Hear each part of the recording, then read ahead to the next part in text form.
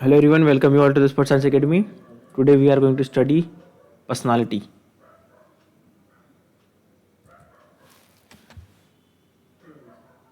एक मिनट.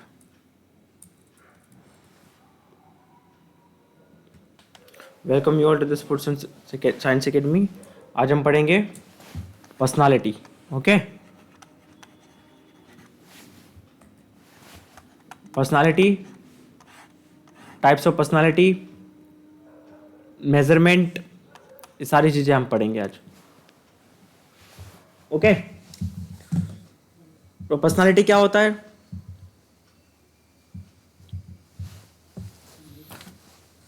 जैसे नॉर्मली देखें तो पर्सनालिटी एक पर्सोना वर्ड से आता है. इसका मतलब होता है मास्क, फेस, है ना. ऑथर के हिसाब से देखें अलग अलग, तो personality is a environmental organisation of human being. मैं ये कंप्लीट डेफिनेशन नहीं बोल रहा हूँ, ये जो की पॉइंट है याद रखने की उसके हिसाब से बोल रहा हूँ मैं. तो वारेन एंड क्रेमिकल के हिसाब से पर्सनालिटी क्या है? Environmental organisation of human being. ये होता है personality. Environmental organisation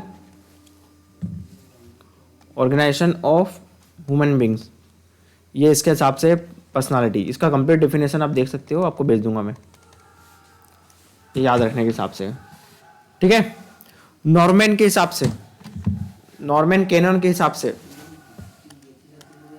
according to Norman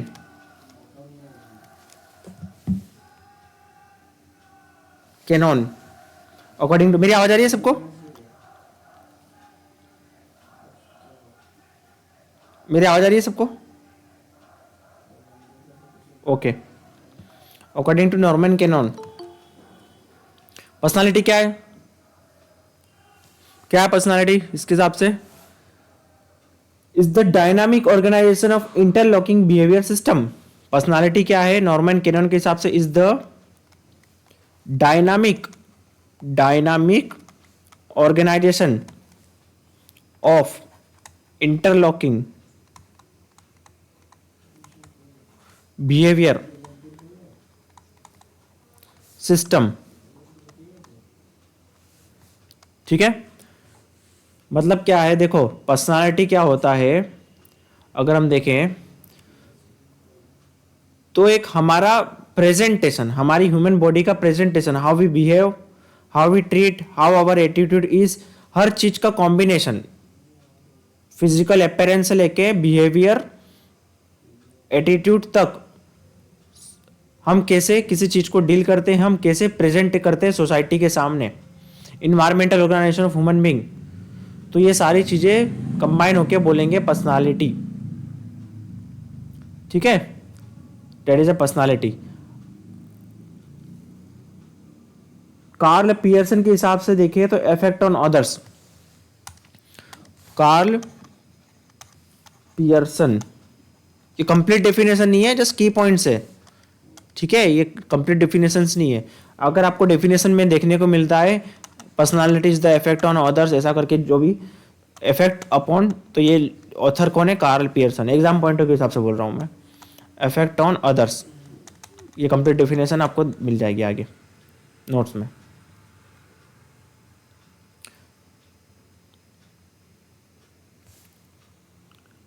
H J हाइसेंग के हिसाब से stability and enduring organisation of persons. Last, according to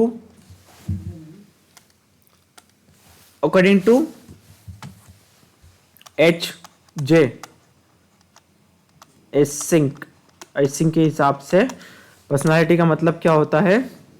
stable and enduring. Enduring का मतलब क्या होता है? लॉन्ग टर्म के लिए, जो लंबे टाइम तक आपके साथ रहता है, चलते आ रहा है आपके साथ. सर स्क्रीन विजिबल नहीं है.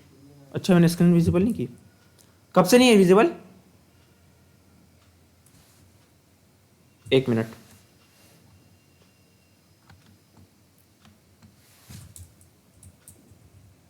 एक मिनट, मैं शो कर रहा हूँ।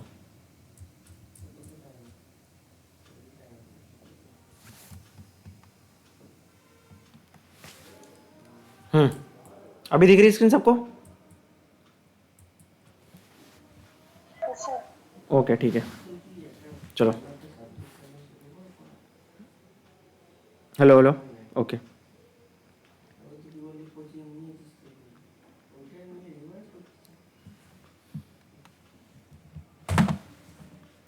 अब इसमें हम पढ़ेंगे पर्सनालिटी के अलग अलग टाइप्स, थ्योरीज ऑफ पर्सनालिटी, है ना। इसमें आपको देखने को मिल सकता है trait theory, big five theory, psycho analysis theory, social learning theory, interaction approach, phenomenological approach, ठीक है। इसके मेजरमेंट, ये सारी चीज़ें आज हम पढ़ेंगे। Type A behaviour, type bee behaviour, team का पर्सनालिटी, ये सारी चीज़ें, ऑन रिलेशन टू स्पोर्ट्स, ये सारी चीज़ें आज हम देखते हैं। Okay, so let's start.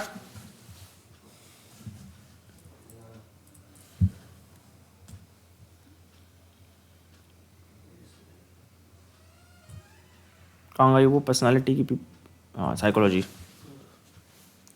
सबसे पहले है थ्योरीज ऑफ पर्सनालिटी में ट्रेट अप्रोच। ट्रेट क्या है? फंडामेंटल यूनिट है पर्सनालिटी का। ट्रेट मतलब कैरेक्टर, है ना। ट्रेट मतलब क्या होता है कि हमारा बिहेवियर कैसा है, हमारा कैरेक्टर कैसा है, ट्रेट्स, फीचर्स हमारे। तो ये क्या है? ट्रेट थ्योरी ऑफ थ्योरी है पर्सनालिटी की, है ना। अब इसमें दो है, एलोपोर्ट्स आइडियोग्राफिक अप्रोच और केटल्स नोमोथेटिक अप्रोच। जो जो इंपॉर्टेंस है आपको मैं बताते जाऊंगा, हर चीज पे ज्यादा एम्फेसिस करने की जरूरत नहीं है।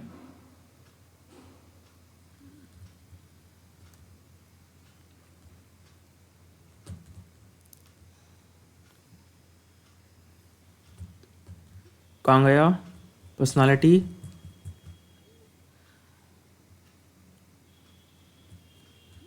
एग्रेशन, ये रहा।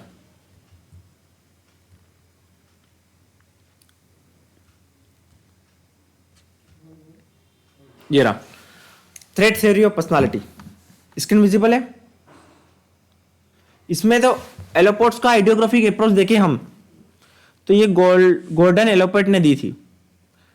अब इसका मतलब क्या है कि peoples have certain trait personal disposition, मतलब इसका स्क्रीनशॉट भी लेते हैं ना। पीपल्स के पास क्या है कि अपना एक अप्रोच है पर्सनालिटी का। पर्सनल डिस्पोजिशन मतलब एक धारणा है, पर्सनालिटी कैरेक्टरिस्टिक्स है, ट्रेट्स है, फीचर्स है, जो कि पर्सनालिटी को लीड अप करते हैं। प्री डिपोजिशन, देखो डिपोजिशन मतलब क्या होता है कि हम किसी चीज को कैरी करते आ रहे हैं, हमारे पास ऑलरेडी है वो चीज। मैंने क्या बोला था, एक जैसे हमने उसमें देखा था ट्रेट एंजाइटी। तो पर्सनालिटी डिपोजिशन मतलब मेरे अंदर ये पहले से एक धारणा बनी हुई है कि मैं झूले पे बैठूंगा तो मुझे डर लगेगा, मतलब ये डेंजरस है मेरे लिए।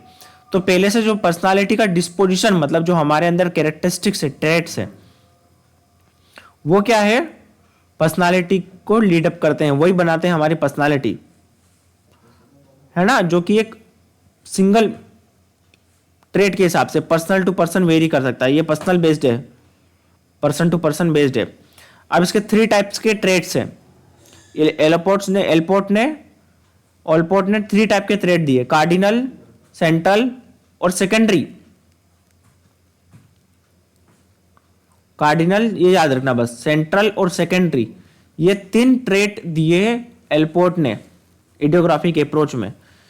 ये क्या होता है कि पर्सनालिटी हमारे ट्रेट के ऊपर निर्भर करती है। हमारा ट्रेट कैसा रहेगा, मतलब हम क्या गुस्सैल हैं, हम शांत प्रिय लोग हैं, मतलब कोई एग्रेसिव हो सकता है, हमारा कैरेक्टरिस्टिक्स क्या है, हमारे फीचर्स क्या है। तो ट्रेट हमारे पर्सनालिटी को डिसाइड करते हैं कि हमारे खूबियां क्या है, वही हमारी पर्सनालिटी को डिसाइड करेंगे। ट्रेट क्या है, एंड्योरिंग है। एंड्योरिंग मतलब जो हमारे साथ में टिके रहते हैं, एंड्योरिंग मतलब जो लंबे टाइम तक है, स्टेबल। एंड्योरिंग का मतलब क्या होता है कि आप किसी भी कंडीशन में चले जाओ, आपका जो ट्रेट रहेगा, वो आपका स्वभाव रहेगा, वो हमेशा रहेगा, है ना। तो ट्रेट आपके साथ हमेशा रहते हैं, आपका जो स्वभाव है, आपके कैरेक्टरिस्टिक्स वो हमेशा रहेंगे। तो ट्रेट ऑफ पर्सनालिटी का मतलब कि ट्रेट्स आपके पर्सनालिटी को डिसाइड करते हैं। तो एलपोर्ट ने गॉर्डन एलपोर्ट ने 3 टाइप के ट्रेट को क्लासिफाई करा है। वो 3 टाइप के ट्रेट क्या है? कार्डिनल, सेंट्रल और सेकेंडरी।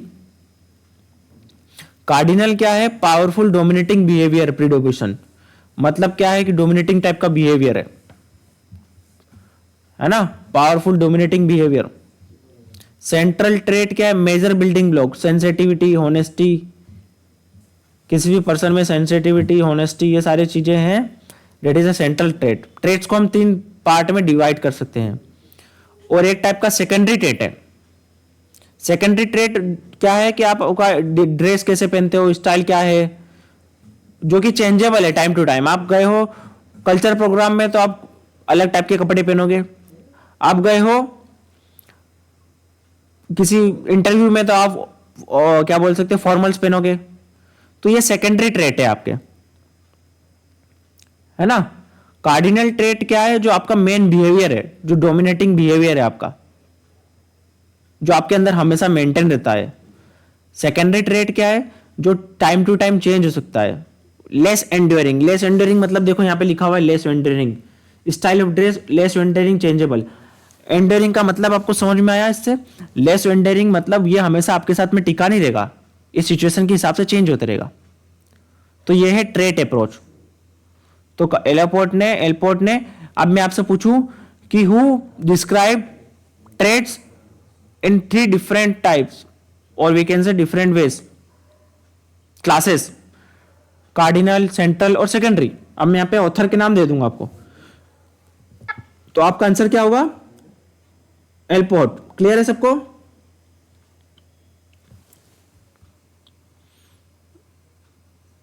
नेक्स्ट है केटल्स नोमेटिक अप्रोच। वो अप्रोच क्या था ये वाला है, और इसमें डिफरेंस क्या है मेन? ये इंडिविजुअल के हिसाब से था कि पर्सनल का ट्रेट क्या है, मेरी पर्सनालिटी क्या है, पर्सन ए की कैसी है, पर्सन बी की कैसी है, रब्बानी की कैसी है, निशांत की कैसी है, सबका अपना अपना। ये केटल्स नोमेटिक अप्रोच क्या है? ग्रुप के ऊपर है। ये पीपल्स, ग्रुप ऑफ पीपल पे स्टडी करता है ये। इन्हें ग्रुप ऑफ पीपल को अलग अलग टाइप से बताया गया है केटल्स के, ठीक है। वो क्या सिंगल पर्सन के हिसाब से बात करता था, इंडिविजुअलाइज्ड बात करता था। किसने? एलपोर्ट इडियोग्राफी अप्रोच में, कि मेरा पर्सनालिटी कैसा है।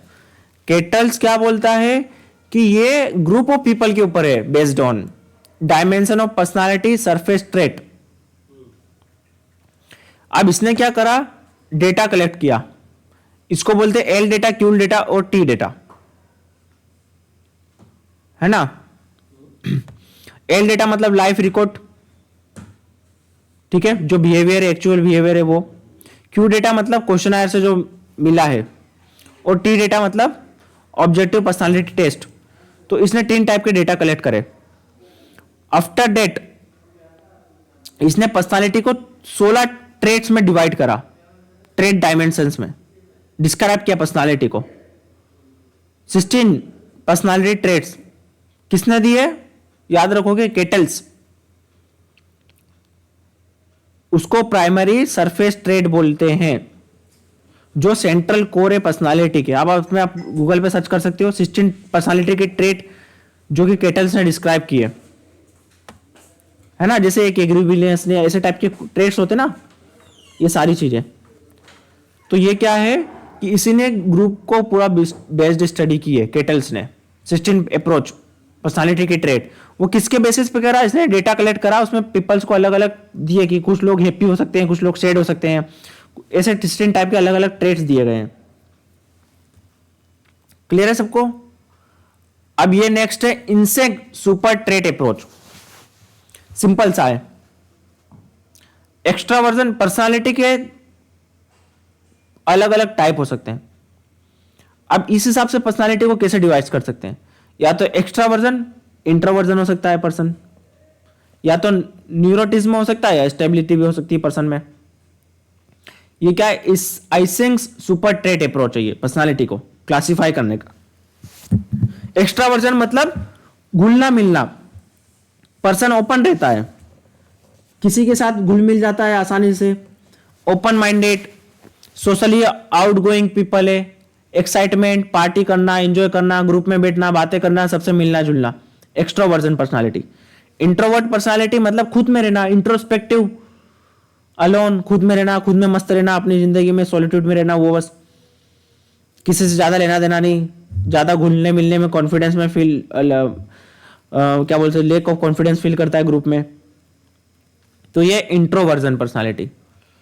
न्यूरोटिक्स पर्सनालिटी क्या है? न्यूरोटिक जो कि परेशान रहते हैं, मूडी रहते हैं, इनका कभी बहुत ज्यादा खुश हो जाएंगे या बहुत ज्यादा परेशान हो जाएंगे, बहुत ज्यादा एक्साइटेड हो जाएंगे, मतलब ये क्या है, इनका मूड फिक्स नहीं है, एनजियस टाइप ऑफ पीपल रहते हैं, ठीक है।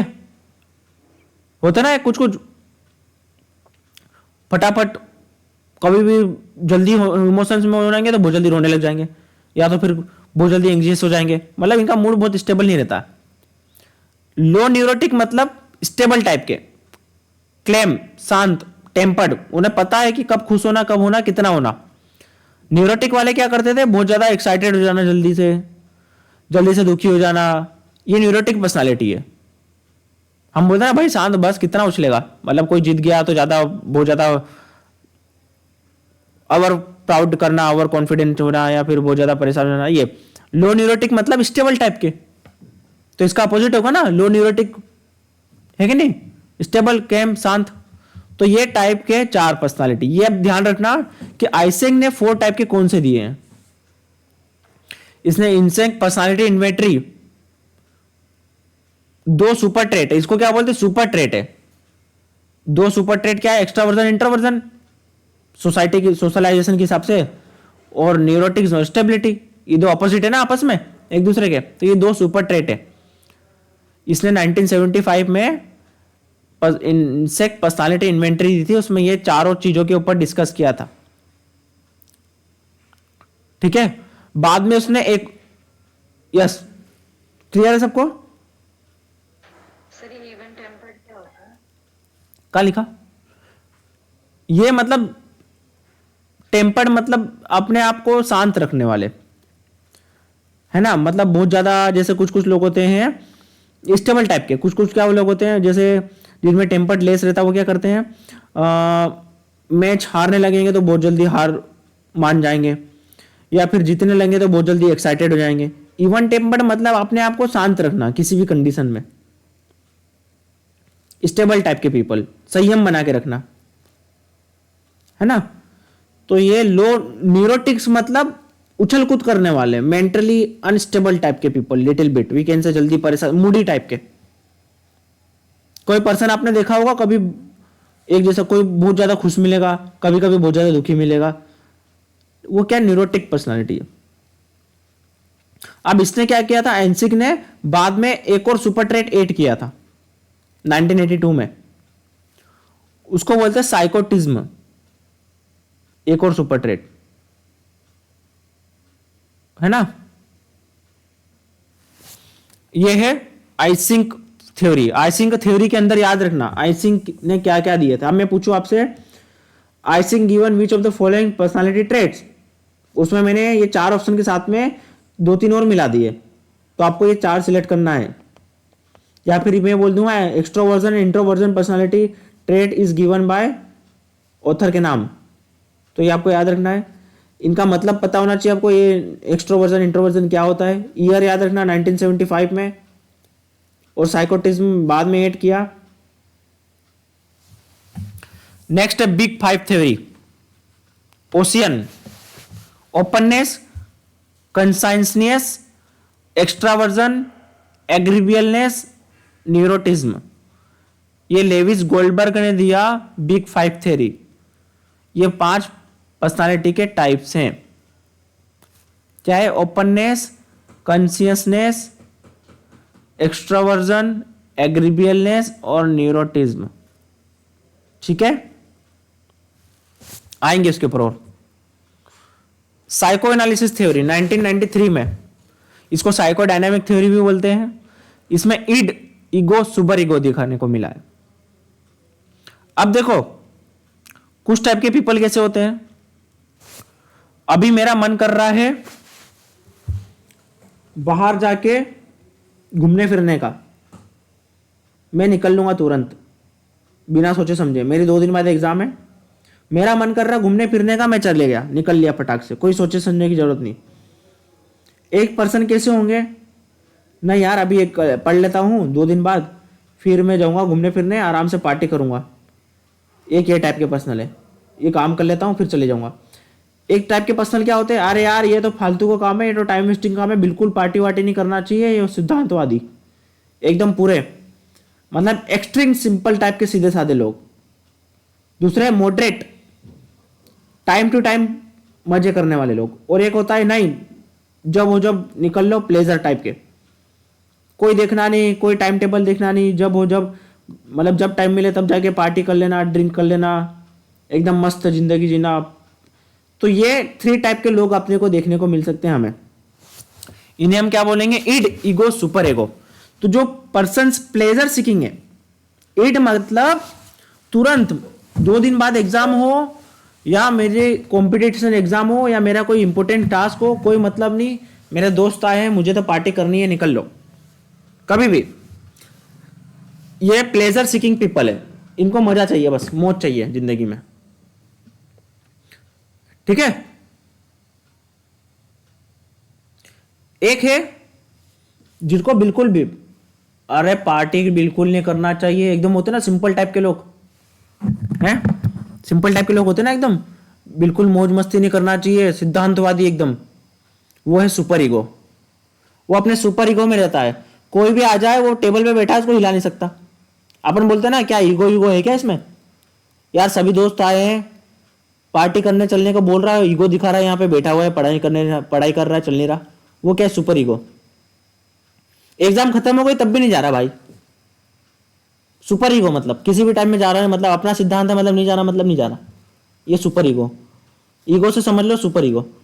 एक होता है ईगो टाइप का, रियलिटी बेस्ड पे, टाइम टू टाइम वो अपने आप को चेंज कर लेता है। इंपॉर्टेंट है तो पढ़ाई पे ध्यान दो, टाइम जब मजे करने का टाइम है या छुट्टियां लग गई तब जाके पार्टी भी कर ली, कोई दिक्कत नहीं। तो ये मॉडरेट टाइप का है, समझ रहे हो। तो ईड मतलब प्लेजर सीकिंग वाला, और सुपर ईगो मतलब मोरालिटी वाला, एकदम सिद्धांतवादी।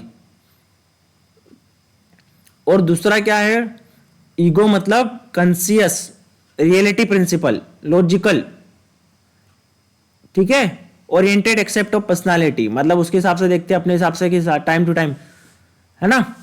तो ये है पर्सनालिटी के 3 टाइप्स साइकोडायनामिक के हिसाब से।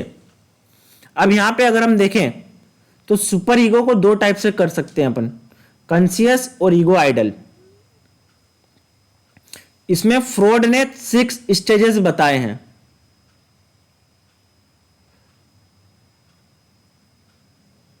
अलग टाइप का हो गया थोड़ा। जो हमारी पर्सनालिटी होती है, कॉन्शियस 10%, सबकॉन्शियस 50-60%, अनकॉन्शियस 30-40%। अब देखो मैं आपको बताता हूँ नॉर्मल से चीजें, आपने देखा होगा, एक बुक देखी होगी पावर ऑफ सबकॉन्शियस माइंड। आप अवेयर हो उस चीज के बारे में तो वो कॉन्शियस चीज है। सबकॉन्शियस क्या होता है, जो ऑटोमेटिकली आपके, मतलब आप क्या कर रहे हो, आप वो चीज को बार बार कर रहे हो, अब आपके बारे में धारणा बना रहे हो, तो वो धारणा आपके माइंड में फिट हो चुकी है। आप खुद को बार बार बोलते हो कि मैं बहुत अच्छा हूं, मेरी हेल्थ बहुत अच्छी है, मैं पर्सनालिटी मेरी अच्छी है, मैं पढ़ने में अच्छा हूं, तो आप अच्छे एक्शंस लोगे। तो वो जो चीज आप एंट्री लगाते हो कॉन्शियस से, वो आपकी एक धारणा बन जाती है, वो सबकॉन्शियस है। सबकॉन्शियस माइंड मतलब आपको सोचने की जरूरत नहीं पड़ती, आप खुद के बारे में, जो जो इंसान है ना, खुद के बारे में ऐसा अच्छा सोचते रहेगा, अच्छा सोचते रहेगा, अच्छा सोचते रहेगा, तो वो अच्छी आदत बन जाएगी उसको, और अपने बारे में अच्छा सोचेगा, सबकॉन्शियस माइंड में आ जाएगा वो। और अनकॉन्शियस क्या होता है, जो ऑटोमेटिकली काम करते हो बिना कंट्रोल के। तो ये आपके 3 टाइप के ब्रेन के वर्किंग कंडीशन है। तो पावर ऑफ सबकॉन्शियस माइंड आपने बुक में देखा होगा, जिसमें बताया गया है कि इंसान अपने बारे में जैसा सोचता है उसके साथ वैसा होता है ना। जो इंसान बीमार सोचता है कि मैं बीमार हूं, ये हूं, तो वो माइंड में फिट हो जाती है वो चीज सबकॉन्शियसली।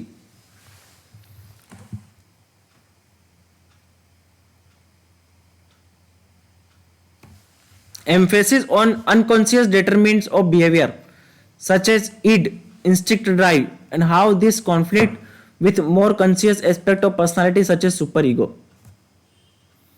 है ना?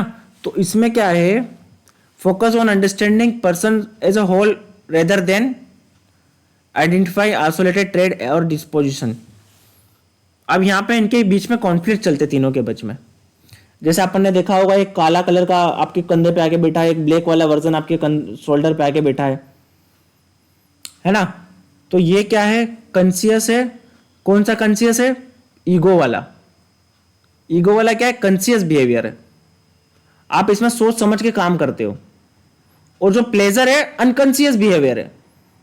अब बिना सोचे समझे आप मेरे फ्रेंड्स आए पार्टी करने के लिए और मैं निकल लिया बिना सोचे समझे, तो ये अनकॉन्शियस है. ऊपर देखो लिखा हुआ है अनकॉन्शियस.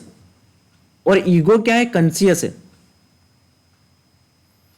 ठीक है, आपको समझ में आ रही है बात?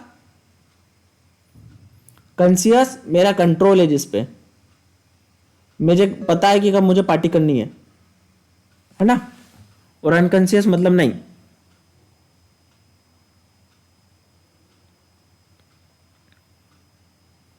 Are you getting my point? किसी को कुछ डाउट यहां पे?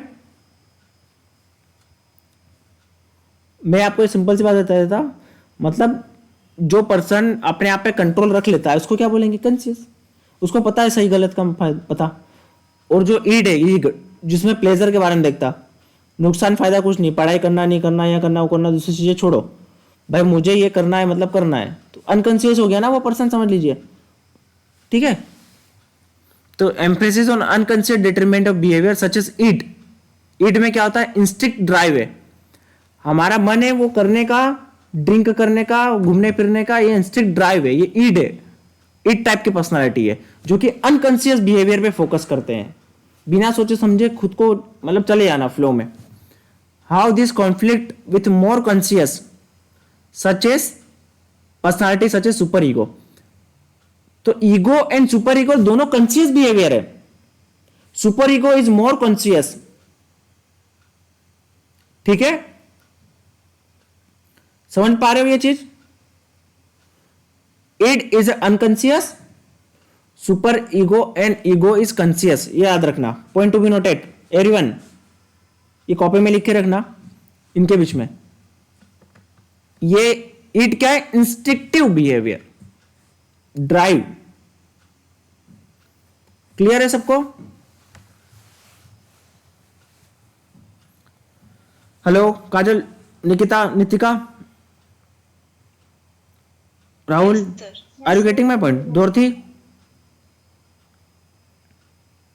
अमन, समझ में आ रहा है? जय, यस सर. ओके, है ना? तो क्या है मेरा कहने का मतलब, आप अपने कोई फ्रेंड हो ऐसा, उसके बारे में सोच लीजिए, उसको एक नाम दे दीजिए कि ये पर्सन ईड है, ये पर्सन ईगो टाइप का है, ये पर्सन सुपर ईगो टाइप का है. तो उसके माइंड में एक इमेज बना लीजिए, तो आपको याद रहेगा, है ना? और ये याद रखना, ईट क्या है? अनकॉन्शियस है, मतलब उसका उस पर कोई कंट्रोल. सुपर ईगो और ईगो क्या है? कॉन्शियस टाइप का है. सुपर ईगो तो एक एक्सट्रीम लेवल का हो गया. ठीक है, सोशल लर्निंग थ्योरी आपको मैंने बताया था, बंडूरा 1977. क्या बताया था इसमें? कि सोसाइटी के हिसाब से बिहेवियर इन्फ्लुएंस करता है ना? कल बताया था आपको, अंडरलाइन पर्सनालिटी डिस्पोजिशन है. बिहेवियर हम इन्वायरमेंट से सीखते हैं, दूसरों को देख के सीखते हैं, बड़ों को सीख के देखते हैं, मूवीज देख के सीखते हैं. तो वही बिहेवियर हमारी पर्सनालिटी बन जाएगी, वही हम सोचेंगे. तो सोशल लर्निंग थ्योरी इसमें भी काम देता है. effect of personality trait on unconscious motives upon behavior should be minimal. If environment is prominent, effect of personality trait or unconscious motives upon behavior should be minimal. Observation learning modeling. Observation learning मतलब क्या होता है? Modelling होता है. मेरे सामने कोई है, सपोज देखो आजकल के जो छोटे छोटे बच्चे हैं 7th 8th क्लास के, सपोज विराट कोहली बहुत अच्छा खेलता है, उससे बहुत ज़्यादा इन्फ्लुएंस हो चुके हैं, उसके जैसी पर्सनालिटी करना, उसके जैसी हेयर कटिंग करना, ठीक है, कपड़े उसके जैसे पहनने की कोशिश करना. तो ये क्या? मॉडलिंग है, किसी को कॉपी करना, observing learning. Social reinforcement, feedback. तो सोशल लर्निंग मतलब समाज से देख के सीखना कुछ ना कुछ।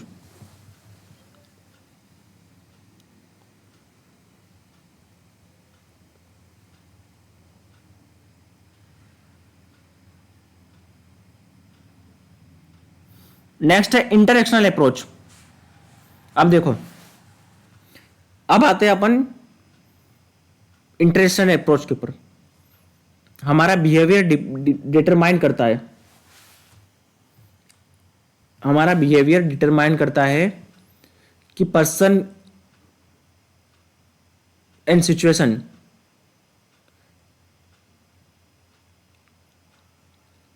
alone are not enough to predict the behavior. Actually an individual personality trait must be considered. अब यहां पे क्या है, बिहेवियर हमारा दो चीजों से डिटरमाइन करता है। बिहेवियर मतलब पर्सनालिटी, हमारा पर्सनालिटी या हमारा बिहेवियर दो चीजों से डिटरमाइन करता है। हमारा पर्सनालिटी हमारा खुद का ट्रेट प्लस सिचुएशन, ये दोनों फैक्टर्स डिसाइड करते हैं हमारा बिहेवियर।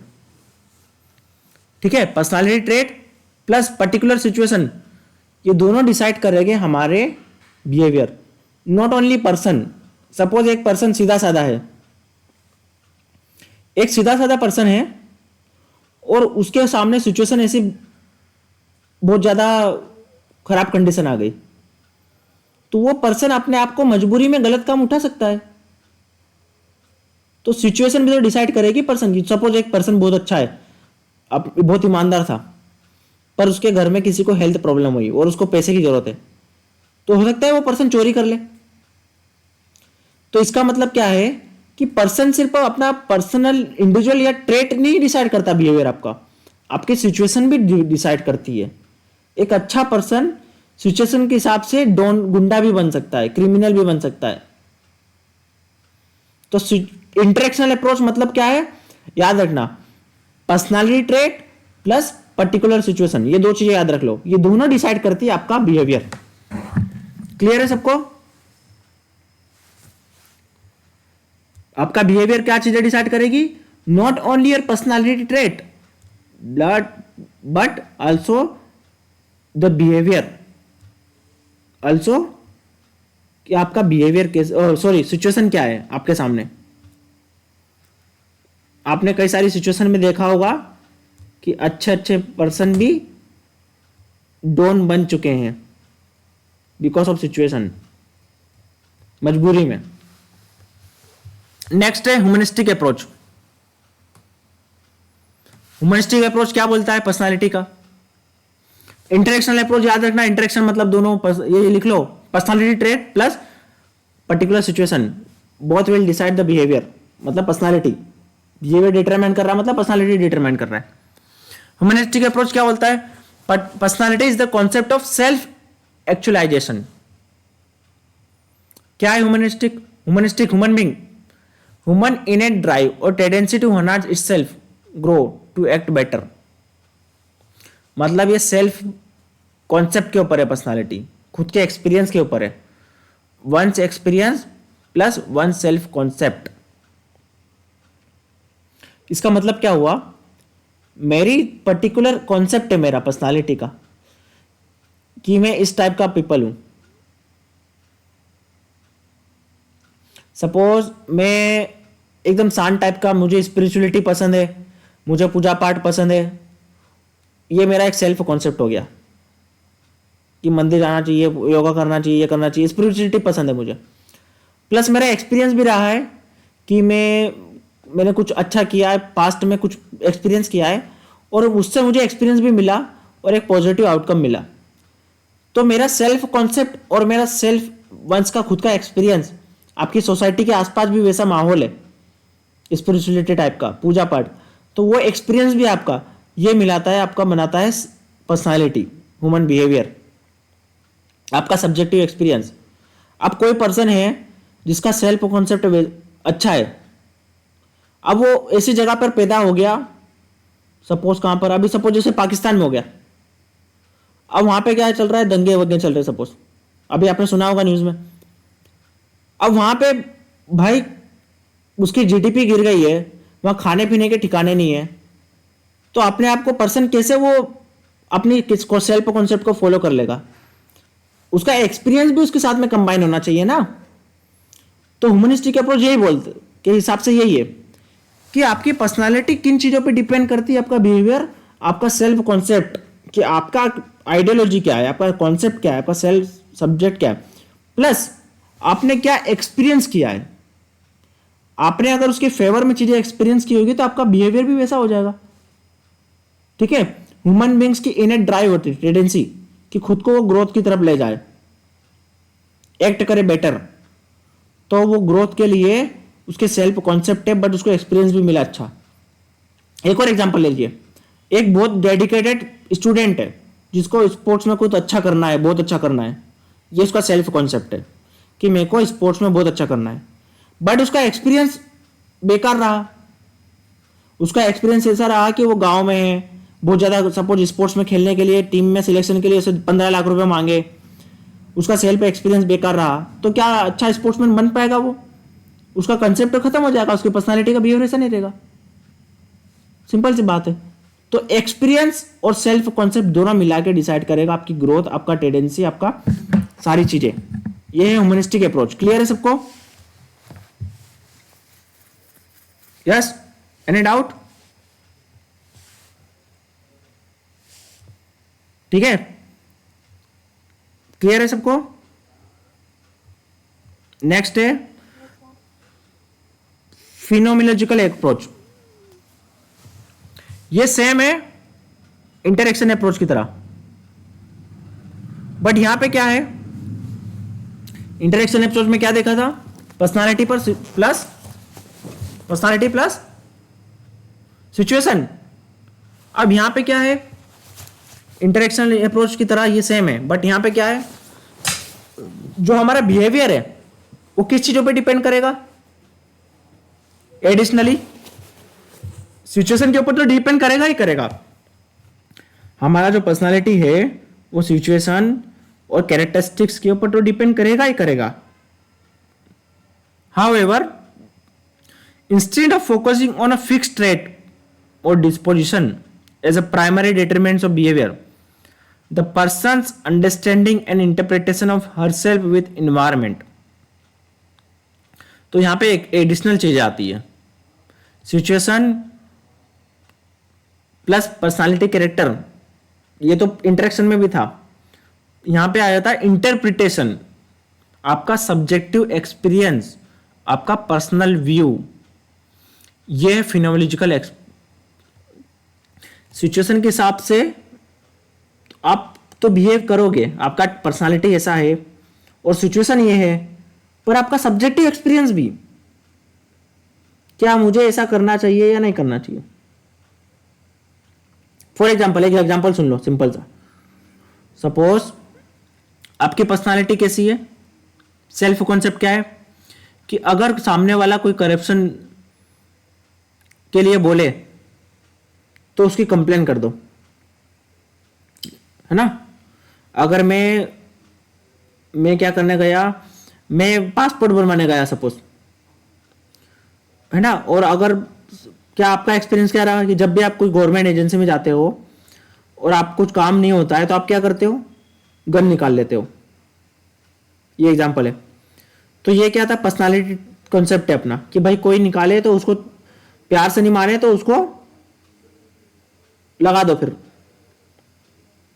तो आपके पास सिचुएशन आ गई, ये सिचुएशन है कि भाई मेरे को ये सिचुएशन आ गई आपके पास।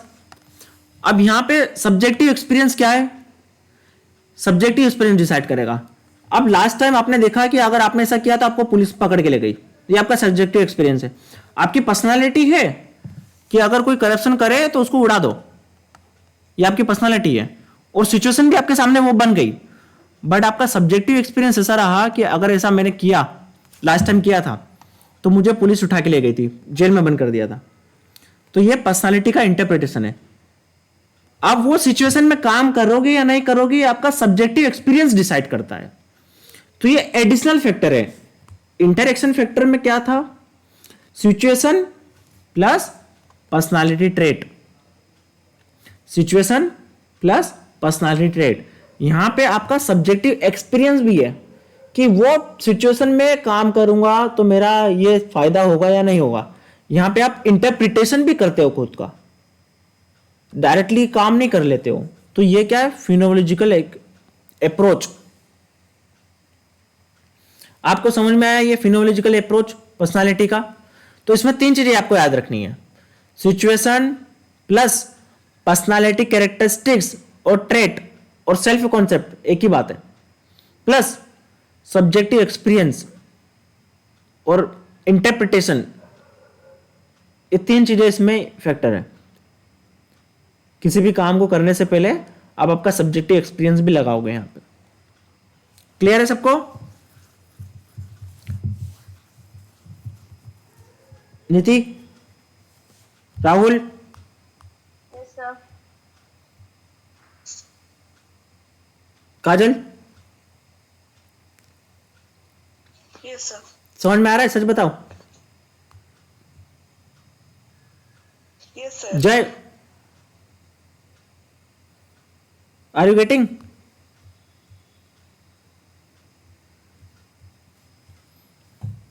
तो ये पर्सनालिटी के थे।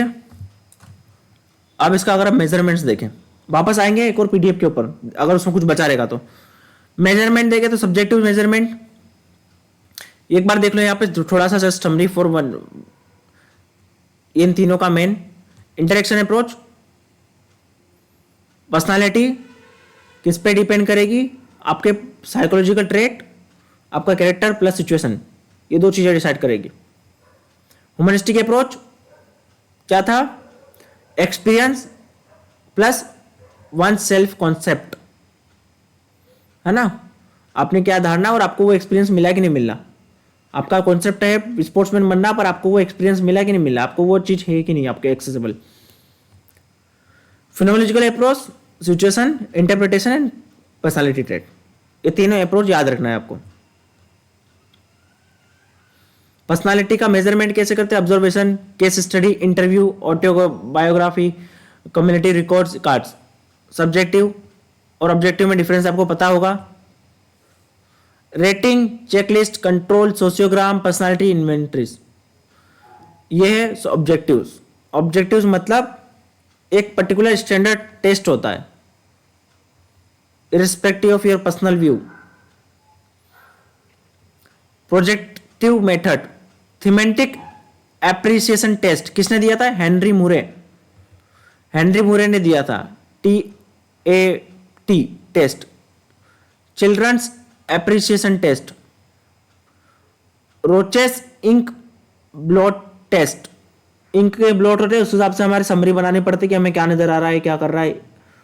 अलग अलग टाइप के इंक के वो होते हैं। इसको दिया था हार्मिन ने। Projective questionnaires, sentence completion test, psychodrama, drawing, painting, psycho analytic test, ठीक है, ये सब टेस्ट है। ये भी देख सकते हो और कौन कौन सा टेस्ट है। Minnesota multiphasic personality inventory, California psychological inventory. Clear है? कंपैरिजन देखें तो टीम स्पोर्ट्स में, टीम स्पोर्ट्स खेलने वालों की पर्सनालिटी लेस एब्स्ट्रैक्ट रीजनिंग होती है, वो रियल में बात करते हैं, एब्स्ट्रैक्ट में कम। एक्सट्रोवर्जन होते हैं क्योंकि वो सोशलाइज्ड होते हैं। मोर डिपेंडेंसी होती है उनमें क्योंकि वो आपको पता ही है इंडिविजुअल नहीं है, टीम गेम है। और लेस ईगो स्ट्रेंथ होती है उनमें। आपको पता ही है कि जो टीम स्पोर्ट्स वाले होते हैं, जो टीम गेम खेलते हैं, वो सबके घुल मिल के खेलते हैं, सबसे मिल के करते हैं। तो उनको पता ही है कि आपको ये वाले पर्सनालिटी देखने को मिलेगी, डिपेंडेंसी दूसरों पे मिलेगी, ईगो कम मिलेगा। पर जो इंडिविजुअल स्पोर्ट्समैन होते हैं, जो इंडिविजुअल गेम खेलते हैं, higher level of objectivity, more dependency इसमें भी है, पर less anxiety, less abstract thinking देखने को मिलती है। Team sports athletes were more depend extroverted and anxious. जो टीम स्पोर्ट्स पर्सन है वो डिपेंडेंट है, एक्सट्रोवर्ट है एंड एंजियस है, but less imaginative than individual sports team. जो टीम गेम के स्पोर्ट्स होते हैं डिपेंडेंट होते हैं, एक्सट्रोवर्ट होते हैं, एंजियस होते हैं। कंपेरेटिवली बात करें, बट लेस इमेजिनेटिव होते हैं देन इंडिविजुअल स्पोर्ट्स एथलीट्स के हिसाब से। फीमेल एथलीट के हिसाब से देखें, फीमेल एथलीट्स सक्सेसफुल जो रही है वो मोर अचीवमेंट ओरिएंटेड रही है, उनको अचीवमेंट के हिसाब से इंडिपेंडेंट रही है, एग्रेसिव रही है, यह प्रिडिक्टेड है कि ऐसा देखा गया है। एग्रेसिव रही है, emotionally stable and assertive behaviour रहा है उनमें, ठीक है। Positive mental health and iceberg profile, ये क्या होता है? After comparing the personality of successful and less successful, इसमें दो लोगों की, सक्सेसफुल और अनसक्सेसफुल लोगों का पर्सनालिटी को कंपेयर किया गया है। किसके हिसाब से? प्रोफाइल मूड स्टेट्स के हिसाब से, POMS के हिसाब से, है ना। तो Morgan developed mental health model, उसने एक मॉडल बनाया, तो ये सक्सेसफुल लोगों में ये कैरेक्टर दिखे और अनसक्सेसफुल लोगों में ये कैरेक्टर दिखे। सक्सेसफुल लोगों में क्या दिखे? Successful athletes, sorry, positive mental health होती है इनमें, मोर विगर होता है, डिप्रेशन लेस होता है, एंगर, फटीग, कंफ्यूजन ये सब कम होता है। Negative traits are below surface and positive traits are over the surface, मतलब जो विजिबल है वो पॉजिटिव ट्रेट्स दिखने को मिलते हैं, है ना। ये सक्सेसफुल एथलीट्स का बिहेवियर है। अगर दूसरे टाइप से देखें पर्सनालिटी का, तो टाइप A बिहेवियर और टाइप B बिहेवियर होता है। टाइप A बिहेवियर का just opposite type B behaviour देखने को मिलता है, ये पूछा गया था एग्जाम में। टाइप A बिहेवियर में क्या होता है? हमेशा अर्जेंसी होती है, उथल-पुथल करने वाले लोग, कॉम्पिटेटिव ड्राइव रहती है, इजीली अरोज्ड हो जाते हैं। मतलब टाइप B बिहेवियर वाले क्या होते होंगे इसके अपोजिट? शांत, कोई कंपटीशन से मतलब नहीं, कुछ नया नहीं करना, आराम से रूम पे सोते रहना। टाइप A टाइप के बिहेवियर, अर्जेंसी होती है, कॉम्पिटिटिव ड्राइव होता है, इजीली अरोज्ड हो जाते हैं, है ना। To measure the sports specific psychological skill, athletic coping skill inventory का इस्तेमाल किया जाता है। To measure the sports specific psychological skill, उसके हिसाब से देखा गया है। क्या देखा गया है इसमें? Under achievers, normal achievers, over achievers. मैंने टाइप A बिहेवियर के बारे में बता दिया, ये पॉइंट्स है सारे इंपॉर्टेंट। ये टाइप A बिहेवियर खत्म हो चुका है, ये नया चीज, इंपॉर्टेंट की पॉइंट्स लिखे बस। टाइप A बिहेवियर याद रखना, अर्जेंसी, कॉम्पिटिटिव ड्राइव होती है इनमें। तो B वाले क्या होंगे? टाइप B वाले क्या होंगे? शांत टाइप के लोग, इनको कोई मतलब नहीं है ग्रोथ से, एकदम बस नॉर्मल टाइप के बिहेवियर, सोते रहना रूम पे या कुछ करना नहीं, कोई अर्जेंसी नहीं, शांत टाइप के लोग भी बोल सकते हैं, ठीक है। तो ये जस्ट अपोजिट होते हैं टाइप A के।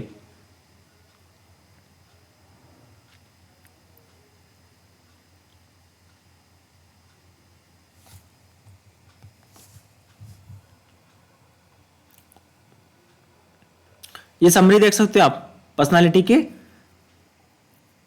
साइकोलॉजिकल कोर मतलब क्या होता है? मोस्ट बेसिक एंड स्टेबल, आपका अंदर से साइकोलॉजिकल कोर, कोर मतलब क्या होता है? इनर मोस्ट होता है ना, कोर लेयर।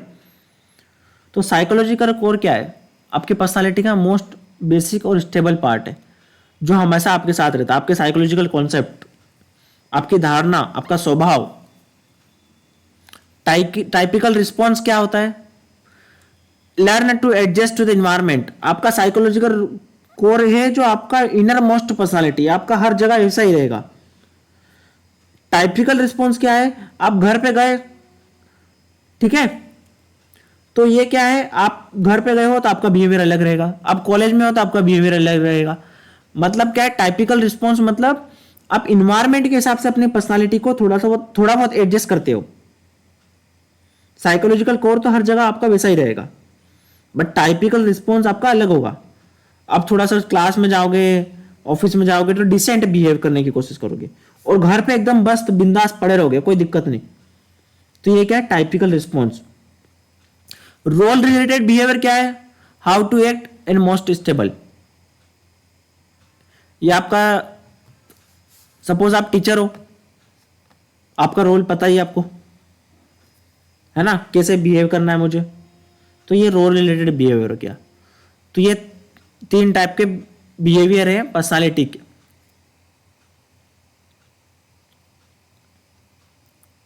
इसमें समरी देख सकते हो आप।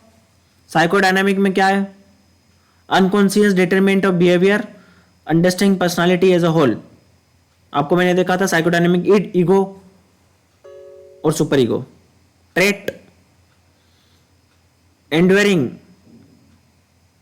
कंसिस्टेंट बिहेवियर, ट्रेट, आपका ट्रेट, सिचुएशनल, इंटरेक्शन, फिनोलॉजिकल। ठीक है, ये चीजें हमने पढ़ी थी। अब आते हैं उसके ऊपर। यहां तक क्लियर है सबको?